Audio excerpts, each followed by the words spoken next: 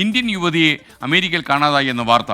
വിവാഹത്തിനായി അമേരിക്കയിലെത്തിയ യുവതിയാണ് ഈ മാസം 26 മുതൽ കാണാതായിരിക്കുന്നത്. യുവതിയെ കണ്ടെത്താൻ അമേരിക്കൻ പോലീസ് കൊണ്ടുപിടിച്ച ശ്രമങ്ങൾ നടത്തുകയാണ്.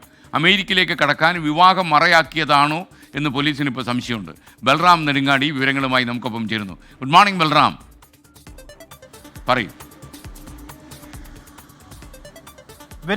Very good morning SKN.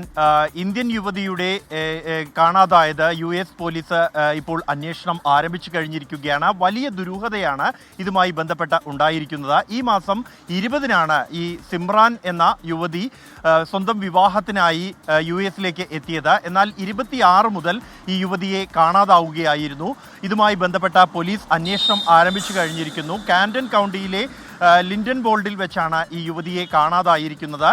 ഈ യുവതിയെ കാണാതാകുന്ന ഘട്ടത്തിലുള്ള CCTV ദൃശ്യങ്ങൾ ഉൾപ്പെടെ പോലീസ് ശേഖരിച്ച് പരിശോധിച്ചിട്ടുണ്ട്. ആ ദൃശ്യങ്ങൾ പരിശോധിച്ചതിൽ നിന്നും യുവതിക്ക് അസ്വാഭാവികമായ പെരുമാറ്റമോ അല്ലെങ്കിൽ പെൺകുട്ടി പരിഭ്രാന്തയായതോ ഒന്നും തന്നെ തോന്നുന്നില്ല എന്നാണ് പോലീസ് അറിയിക്കുന്നത്. എന്നാൽ എവിടെ പോയി ഈ പെൺകുട്ടി എന്ന കാര്യത്തിൽ ഒരു വ്യക്തതയുമില്ല.